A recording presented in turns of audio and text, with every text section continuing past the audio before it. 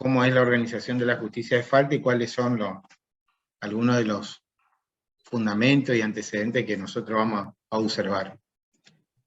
Primero y principal, fíjense, respecto a los antecedentes históricos, menciona a los cabildos como antecedentes de los municipios, fueron muy importantes en la organización, que tenían amplias atribuciones. Principalmente el cabildo venía cumpliendo funciones de justicia, ¿no es cierto? Cuando el cabildo desaparece, luego estas funciones van a ir pasando a lo que va a ser los tribunales, digamos, ¿sí? Los tribunales ordinarios que nosotros conocemos. Pero a nivel municipal esto se va a desdibujar, porque ustedes no van a encontrar después que a nivel municipal esté organizado un poder judicial. Esto lo hemos hablado varias veces, sobre todo cuando tratamos el tema de formas de gobierno, o los sistemas de gobierno donde el poder judicial no aparecía. Respecto a las atribuciones del cabildo, atribuciones eran amplias, comprendían materias que hoy corresponden a la justicia ordinaria, ¿sí? Fíjense lo que... Ahí, a ver si se ve mejor.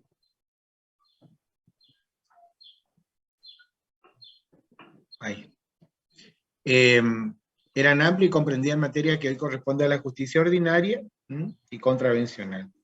Y la Constitución del 53-60 desconocía la autonomía de los municipios, que después esto va a ser reconocido constitucionalmente en la reforma de 1994 en el artículo 123.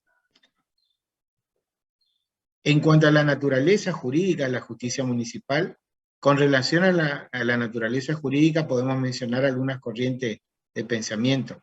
Algunas que consideran que es penal, que consideran que es una rama del derecho penal especial, diferente a los códigos de procedimiento de falta y los códigos que se sancionan con ese criterio. La administrativa, que considera que la justicia administrativa, que la justicia de falta es de tipo administrativo, un órgano que depende del departamento ejecutivo y actúa como delegación de este. Esta es la doctrina que más se impone en general. Y la propia, es decir, que tiene como elemento el derecho penal, el administrativo, civil y comercial, y especialmente desde la incorporación de incumbencias como la defensa del consumidor, mediación comunitaria, que en el caso de Corrientes lo dice específicamente la Constitución. En cuanto a las características principales, originariamente el procedimiento estaba basado en la celeridad, inmediatez, economía, informalidad del procedimiento, su carácter oral y público, respetando siempre el debido proceso y el derecho de defensa. En la pandemia hay un cambio de paradigma y la realidad impuso características nuevas. La incorporación, de la forma escrita, la utilización del correo electrónico, ¿sí? Bueno, para muchísimos procedimientos. Constitución del Nordeste. En el caso de la provincia del Chaco, el artículo 200 establece que la ley orgánica municipal o la carta orgánica respectiva en su caso preverán creación de tribunales de falta. Organización, funcionamiento, integración, atribuciones. En el caso de Formosa, el artículo 179 establece que la ley orgánica municipal y las cartas orgánicas municipales se sujetarán a las siguientes bases. Y ahí dice, cada municipalidad se compondrá de un departamento ejecutivo a cargo de un intendente y otro de deliberativo a cargo de consejo deliberante, un consejo. Y ahí no vemos a la justicia de falta mencionada. En el caso de Misiones, el artículo 162 prevé que la ley establecerá 3 categorías de municipios de acuerdo a la cantidad de habitantes y que el gobierno se compone de una rama, los de primera y segunda categoría, de una rama ejecutiva y otra deliberativa. Y los municipios de tercera, comisión de fomento. Tampoco vemos ahí la mención a los tribunales de falta. En el caso de Corrientes, la Constitución de la provincia de Corrientes, en el artículo 219, habla, los municipios tienen derecho a dictar su propia carta orgánica, habla sobre la forma de gobierno, y que el gobierno municipal se compone de 2 departamentos. Y el artículo 233, que es el que ahora nos interesa, los municipios pueden crear juzgados administrativos de falta, pudiendo extender su competencia a otras materias como protección del usuario, el consumidor, mediación comunitaria y otras atribuciones que legalmente se le asignan. La ley orgánica, Carta Orgánica del NEA, dice Carta Orgánica de Resistencia en la provincia del Chaco. El artículo 120 establece que el gobierno municipal de la ciudad de Resistencia, como poder del Estado federal y descentralización de segundo grado, se compone de un departamento legislativo, ejecutivo y judicial. Y el departamento legislativo estará a cargo de un consejo municipal de la ciudad de Resistencia, el ejecutivo a cargo de un intendente, y el judicial estará a cargo de Cámara Municipal de Apelaciones y jueces municipales de falta.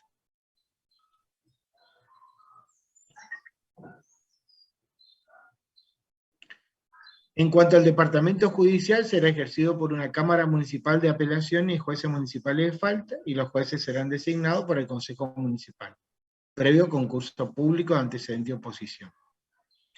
Respecto a la competencia, los jueces tendrán a su cargo el juzgamiento de la falta, infracciones o contravenciones a la ordenanza del municipio.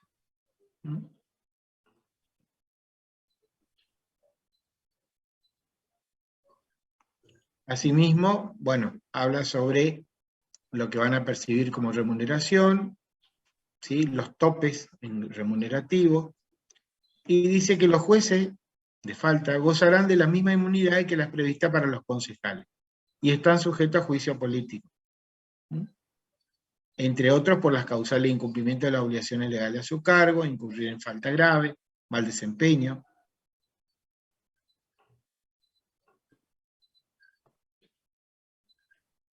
En el artículo 176, que hablan de la atribución, le dice elaborar su propia partida presupuestaria anual en acuerdo de jueces, designar previo concurso público antecedente, oposición y con arreglo a la reglamentación específica, ¿sí? Todo lo que hace a los agentes que van a depender de ese departamento. Disculpe, profesor. Sí. ¿Todas esas leyes o cartas orgánicas son de todos los municipios de la provincia del Chaco? No, ahí estaba mencionado, Carta Orgánica de Resistencia, fíjense, acá decía recién. Dice Carta Orgánica de Resistencia de la provincia del Chaco. ¿Sí? Después vuelve a decir Carta Orgánica. En cada caso le está individualizando, que solo se refiere a la Carta Orgánica de la ciudad de Resistencia. ¿Está? No habló de otra ciudad, solamente de la Carta Orgánica de la ciudad de Resistencia. Sí, no, como ahora, decía, de la orgánica del NEA, yo pensé que eran como... No, pero como título nomás. Arriba dice Ley Orgánica y Carta Orgánica del NEA, y abajo especifica. ¿Sí? Sí. Bueno, vamos a la Ley Orgánica de Formosa. En la municipalidad establece que el gobierno comunal está constituido por un departamento ejecutivo y otro deliberante, que lo dijimos hoy. ¿Sí? Y constituye las atribuciones y deberes en general del departamento ejecutivo aplicar la sanción establecida en ordenanza hasta tanto se establezca tribunales de falta. El intendente o presidente tendrán como auxiliares para el cumplimiento de sus atribuciones y deberes miembros de los tribunales de falta.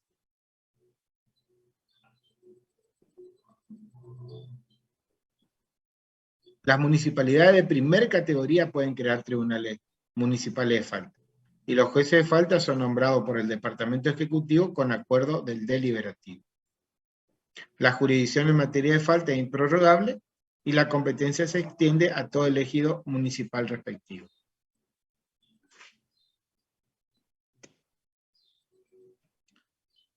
En el caso de Misiones, establece como atribución del Consejo Deliberante la de dictar ordenanza que reglamente la organización y procedimiento de tribunales de falta, y prestar o denegar acuerdo a los jueces de falta.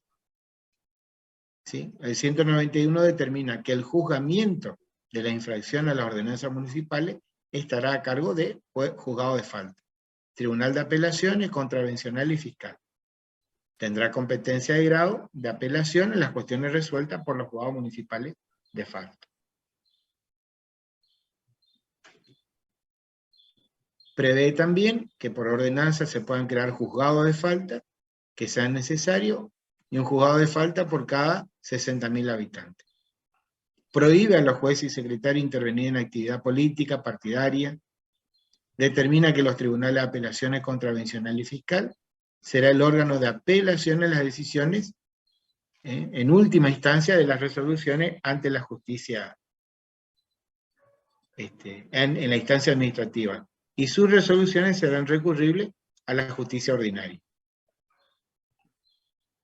o sea, la justicia provincial. Establece también los requisitos para ser juez municipal, ¿sí? Después dice los jueces municipales y secretarios son nombrados por el intendente, con acuerdo del consejo. Hay un consejo asesor de la magistratura municipal. Y menciona que los jueces de falta de tribunal de apelación contravencional y fiscal, también como los secretarios, percibirán un equivalente al 80%, ¿no? Eso en cuanto a la remuneración. 80%, dice, de jueces de primera instancia, magistrados de segunda instancia y secretarios de esto. En el caso de Corrientes, determina que habrá solamente 2 departamentos. Después habla de las atribuciones del Consejo Deliberante y establece la competencia de los tribunales administrativos de falta. Serán de juzgamiento y sanción de falta, infracciones, contravenciones a normas municipales. El artículo 64 se refiere al proceso de designación y requisito para ocupar el cargo de los funcionarios que tengan a cargo, dice, cada una de las dependencias que componen los tribunales administrativos de falta. Designado por el Departamento Ejecutivo con acuerdo del Consejo Deliberante, título de abogado, 5 años en el ejercicio de la profesión, ¿sí? Duran 4 años sus funciones, pueden ser removidos por las causales de mal desempeño. El artículo 65 introduce la función de superintendencia y el control de las obligaciones de los funcionarios que integran tribunales de falta. Y se llama administrador general. El artículo 66 se refiere a las apelaciones de la sentencia de los tribunales de falta. Esas apelaciones van a la justicia ordinaria, ¿sí? Porque en el caso de Corrientes no hay una cámara de apelaciones para tribunales de falta, sino que directamente va a la justicia ordinaria.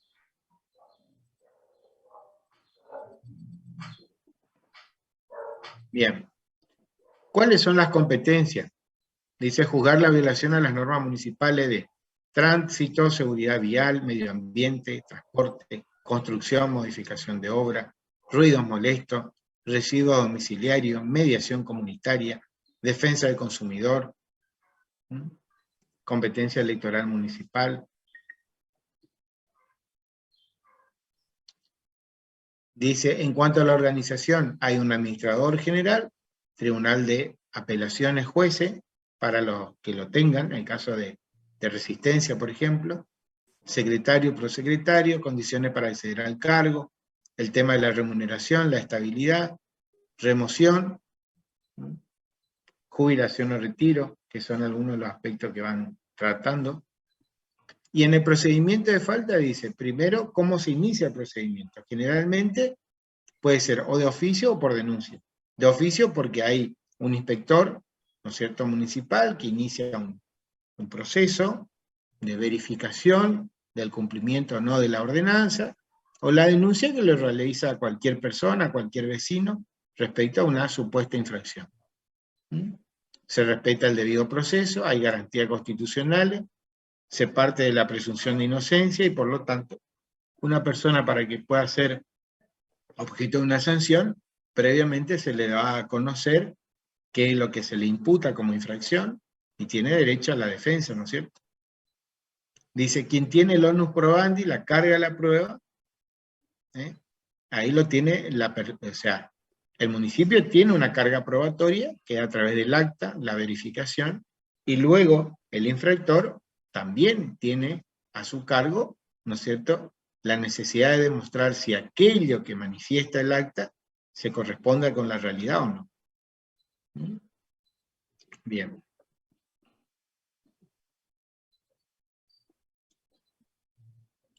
Las sanciones Doctor, usted nombró ahí la prescripción. ¿Tiene fecha eso? ¿Sobre si hay prescripción? Exacto. Sí, sí. Las prescripciones son de diferente naturaleza, depende del tipo de infracciones. En general, la prescripción está prevista de 5 años. Ah, perfecto. Sí. Gracias. No. Respecto a las sanciones, dice, la sentencia, ¿no es cierto?, puede ser condenatoria, impone multa. A veces puede ser, dice, la forma de determinar criterio objetivo, subjetivo y mixto.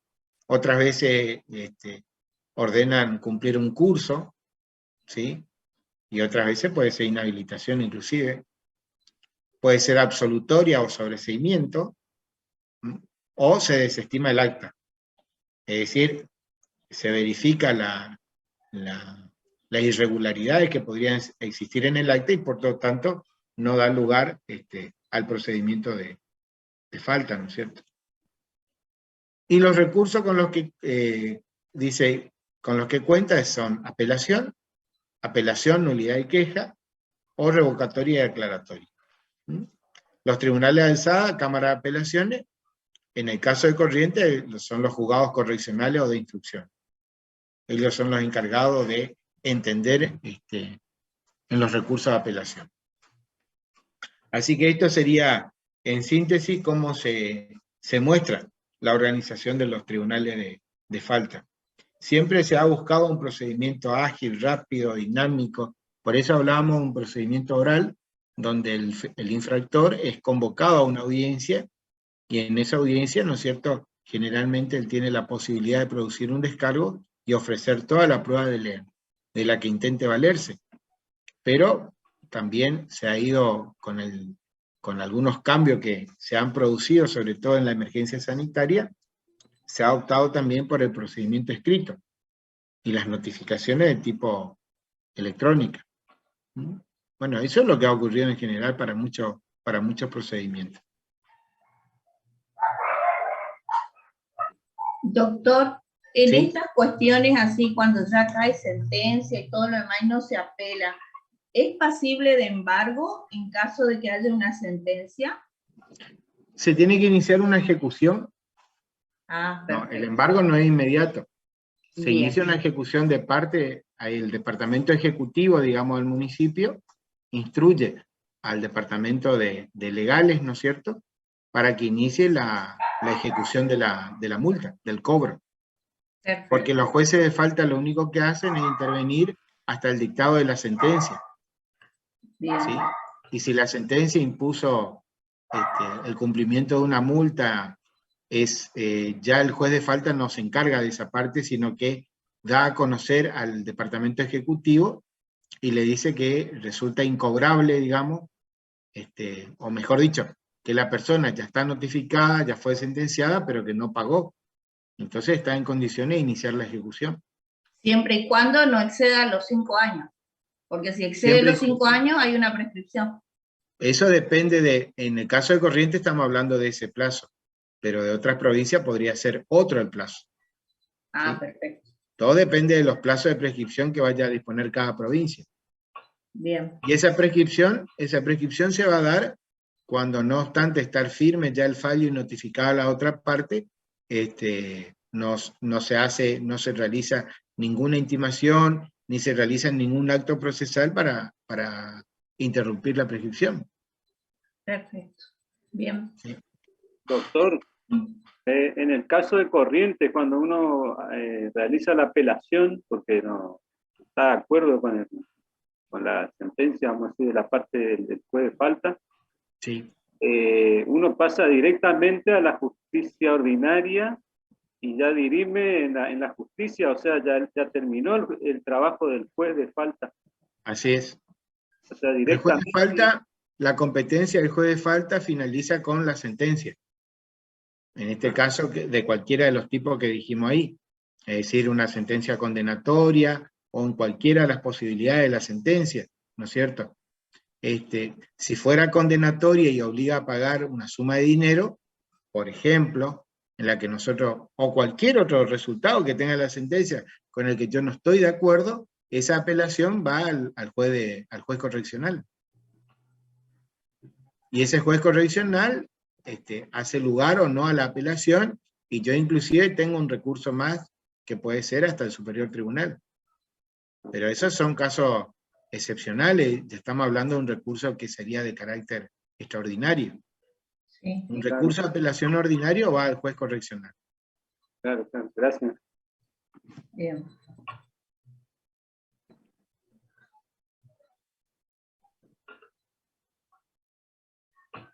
Bueno. Y el otro tema que nos resta por ver ahora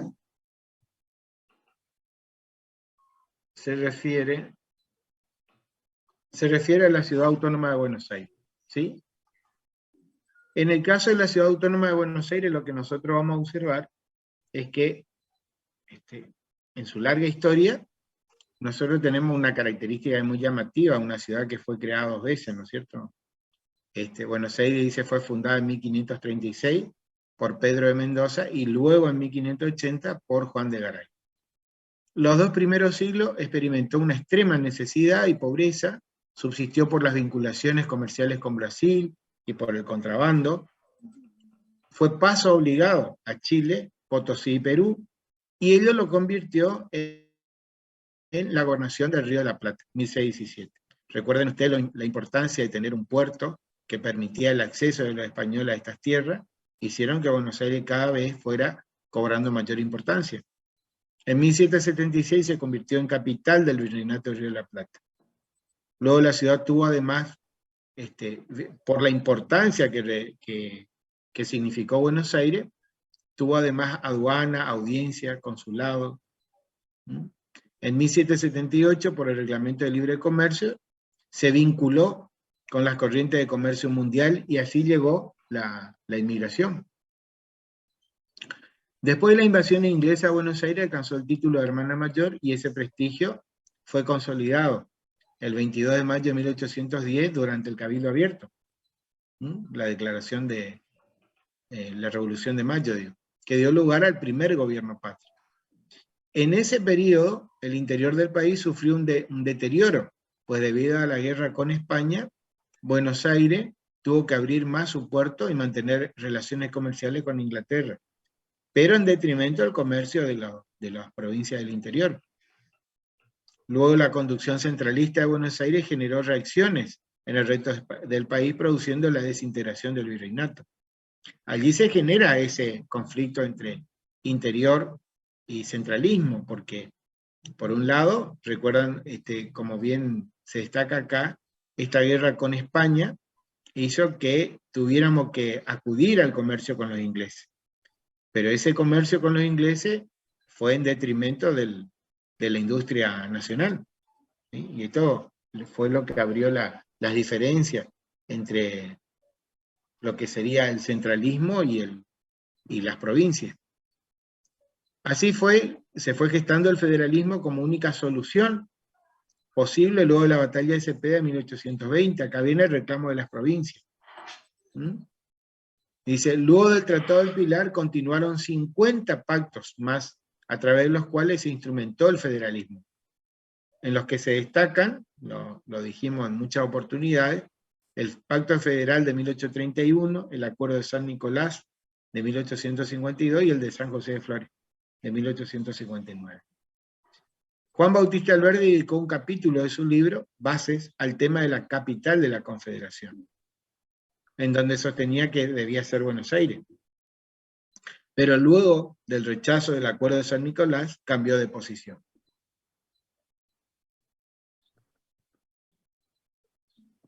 La Constitución de 1853 estableció en su artículo 3 que Buenos Aires era la capital. Y eso produjo todo un problema, digamos, además de la circunstancia de que Buenos Aires no estuvo en la Convención Constituyente cuando se aprobó este artículo. Ante la imposibilidad fáctica de que pudieran residir allí las autoridades nacionales, porque Buenos Aires estaba en conflicto con las autoridades nacionales, momentáneamente la capital se trasladó a Paraná, provincia de Entre Ríos. Y en 1859, luego de la batalla de Cepeda, Urquiza derrota a Mitre allí y firma el Pacto de San José de Flores. Se reúne una convención ad hoc y modifica el artículo 3 de la Constitución Nacional. Y ahí ya dice que será ciudad de la nación, donde van a residir las autoridades nacionales, el territorio que se declare como tal, por una ley especial del Congreso, previa sesión hecha por la legislatura. Pero ya no dice que va a ser Buenos Aires. Este va a ser el cambio, digamos, que vamos a observar.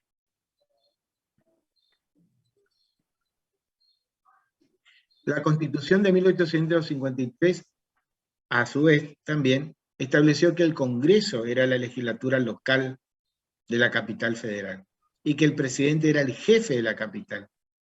Y luego otorgaba representación en la Cámara de Diputados y en la Cámara de Senadores. Era un sistema bastante sui generis, digamos. Los precedentes del régimen municipal de la ciudad de Buenos Aires. Tenemos el decreto de Urquiza, que lo habíamos comentado cuando vimos la evolución del régimen municipal, decreto de Urquiza de organización de la Municipalidad de Buenos Aires, del 2 de septiembre de 1852, la ley orgánica del 6 de mayo de 1853, que estableció un régimen municipal electivo, ¿sí? La legislación posterior impidió la elección popular del intendente, que sería nombrado por el presidente. Siempre fue así, porque la Constitución Nacional decía que el presidente era el jefe inmediato de la capital. Entonces el procedimiento era el siguiente: él designaba un delegado suyo para gobernar la capital. Nunca hubo elección de intendente, sino hasta después de la reforma de 1994. Con respecto al órgano deliberativo, la legislación fue cambiante, estableciendo en algún caso su carácter electivo o bien desapareciendo como órgano. La normativa más genérica y la que más se va a aplicar durante mucho tiempo va a ser la de 1972, dictó la ley 19.987, y establece un régimen municipal que subsistió hasta el dictado del Estatuto Organizativo. Con reformas parciales establecía como órgano de gobierno un consejo deliberante, electivo, y un departamento ejecutivo nombrado por el presidente de la Nación. Además, consejos vecinales. Se divide la ciudad en zonas, se eligen en forma directa. Estableció también la justicia de falta, tribunal fiscal, tribunal de cuentas. Luego viene la reforma de 1994. Incorpora el artículo 129, que habla de gobierno autónomo, facultad de legislación, facultad de jurisdicción, jefe de gobierno, elegido directamente por el pueblo, y el dictado de un estatuto organizativo mediante representantes elegidos directamente por el pueblo. Este es el esquema, ¿no es cierto?, de aquella reforma del 94. La ciudad de Buenos Aires va a dictar su estatuto organizativo y a partir de ahí se va a discutir qué es la ciudad de Buenos Aires. Rosati, cuando analiza este tema, dice: lo que la ciudad de Buenos Aires no es un municipio asimilable a los municipios de provincia. ¿Por qué? Porque la ciudad de Buenos Aires no está comprendida dentro de una provincia como municipio, ¿sí? Y además la Constitución no lo denomina municipio, lo denomina ciudad, como caracterizándola de otra manera. Además le da una serie de, le describe una serie de competencias que no tienen los municipios. Por ejemplo, un municipio no elige senadores, ¿sí? Cosa que la ciudad de Buenos Aires lo hace. Un municipio no puede ser objeto de una intervención del gobierno federal, cosa que la ciudad de Buenos Aires sí lo puede hacer. Tampoco de una provincia, porque las provincias tienen dos formas de ser creadas. O existieron antes de la Constitución Nacional, o fueron creadas por una ley del Congreso de la Nación. Y en el caso de la ciudad de Buenos Aires no tienen ninguna de las dos situaciones. Tampoco de una ciudad-estado, de aquella ciudad-estado como en la historia habíamos visto el caso de Atenas, por ejemplo, en la cultura griega. ¿Por qué no de una ciudad-estado? Porque la ciudad-estado no reconoce que haya otra jurisdicción por encima de ella. Y en el caso de Buenos Aires, o la Ciudad Autónoma de Buenos Aires está inserta en un sistema federal. Por lo tanto, tampoco podemos hablar de esta naturaleza jurídica. Lo que sí es, dice Rosati, es una ciudad constitucional federada. Porque es la única comunidad que en la Constitución recibe el nombre de ciudad. Ninguna más. Las otras ciudades son denominadas por el constituyente municipio, pero nunca ciudad. Es la única comunidad que recibe el nombre de ciudad. ¿Por qué constitucional? Porque tiene un reconocimiento constitucional que no tiene ninguna otra ciudad. ¿Y por qué federada? Porque el sistema es federado, en donde vemos una distribución de competencias, una distribución de facultades, ¿no es cierto?, que tiene que respetar dentro de este sistema. Cuando analizamos el estatuto organizativo, lo que vamos a observar son el establecimiento de nuevos derechos y garantías que no tiene la Constitución Nacional, ¿sí?, especialmente en lo que hace al reconocimiento de una serie de derechos, digamos, en lo que hace al respeto a la diversidad, por ejemplo, ¿sí?, la diversidad de todo tipo, la fijación de políticas especiales, política de salud, educación, ambiente, hábitat, familia, participación ciudadana, la regulación del sufragio, en donde reproduce las características de la Constitución Nacional y agrega también la calidad de que el sufragio es libre y no acumulativo. Incorpora también, como lo hacen muchos municipios, a los residentes extranjeros para poder votar. En cuanto a los partidos políticos, tiene una regulación similar a la nacional en términos generales, reconoce la iniciativa popular, el referéndum, la consulta, la revocatoria de mandato, las audiencias públicas. Y en cuanto al sistema de gobierno, tiene un poder legislativo unicameral, sus miembros se llaman diputados, están en sus cargos 4 años, pueden ser elegidos una vez en forma inmediata, y luego deben esperar un periodo intermedio. El poder ejecutivo es unipersonal, se elige en forma directa, se llama jefe de gobierno, pero también se elige al mismo tiempo, y por el mismo procedimiento, un vicejefe, que cumple funciones de presidente de la legislatura y las funciones que el jefe de gobierno le delegue. En este caso se prevé una doble vuelta, si no alcanza, ¿no es cierto?, el porcentaje necesario para ser elegido jefe de gobierno y vicejefe. Y el Poder Judicial está integrado por un Tribunal Superior de Justicia, un Consejo de la Magistratura, tribunales inferiores y el Ministerio Público. Y por último, regula un sistema de control compuesto por una Sindicatura General, un Procurador General y una Auditoría General.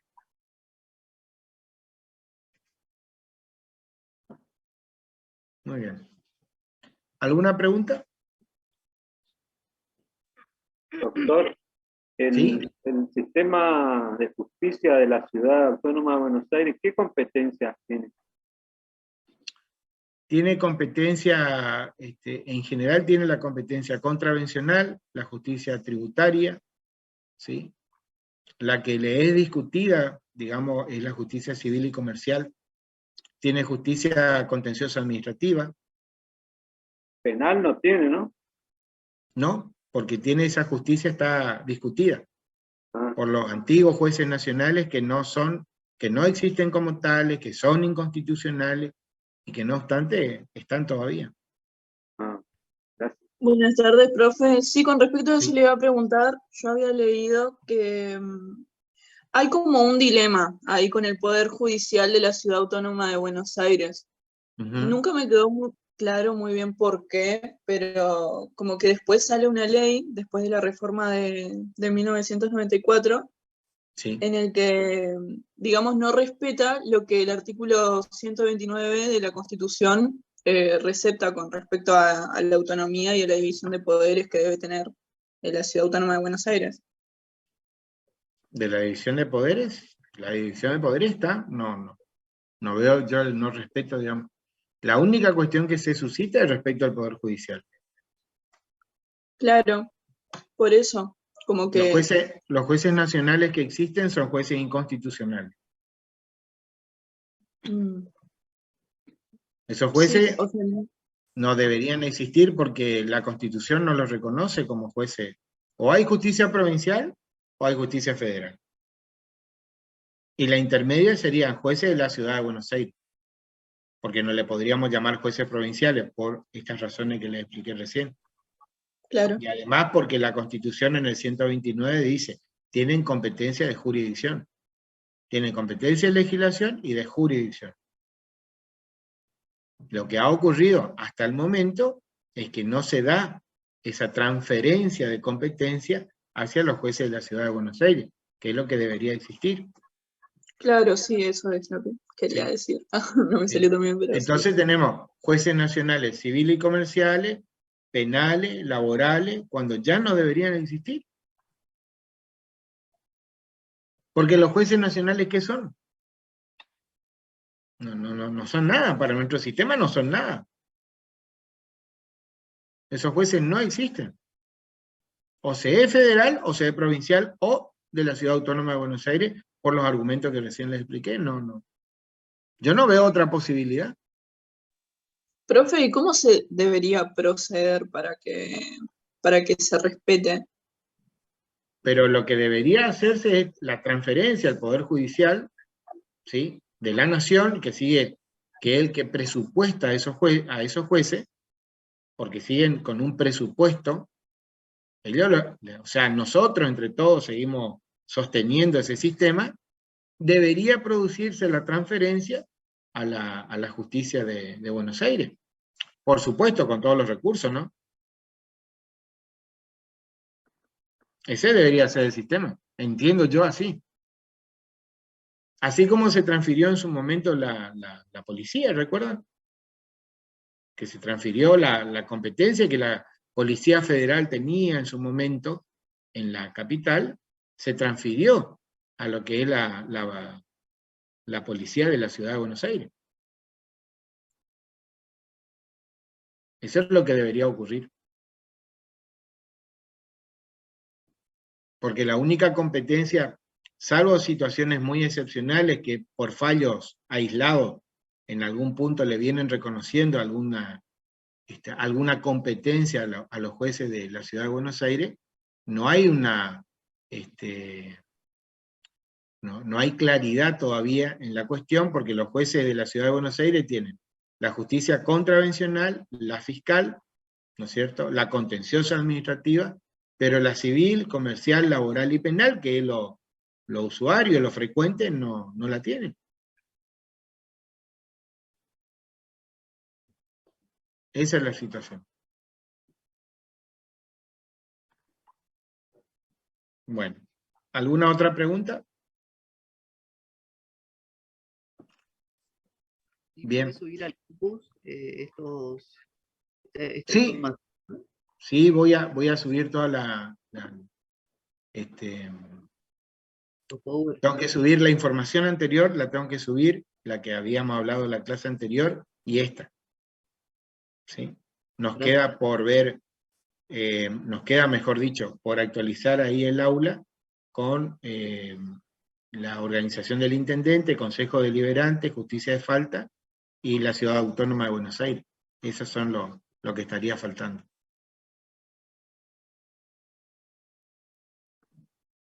Bueno. Bien, si no tenemos alguna pregunta, nos estamos viendo el próximo encuentro ya va a ser el examen final, ¿sí? Donde va a entrar todo lo que vimos hasta ahora sobre lo último que desarrollamos que tiene que ver con derecho municipal, más todo lo anterior de derecho público provincial. Recuerden que se trata de un examen integrador, ¿sí? Así que entra completo el programa. Mi correo siempre está a disposición tienen dudas, consultas para realizarme, lo pueden hacer por ahí, yo les contesto, siempre estoy mirando el correo, así que no vamos a tener problema en ese punto para comunicarnos. Doctor, hay Sí. un puntito ahí en el punto B que usted desarrolló de la justicia municipal de falta, El Sí. último punto es defensor del pueblo municipal. Sí. ¿Dónde eso no lo desarrolló? No, porque en general no ¿O lo dónde tienen. estudiamos eso? No, pueden no estudiarlo porque no está desarrollado. Ah, perfecto. Bien, bien. Sí, eso nada más sería. Bueno. ¿Va a tomar lista, profe?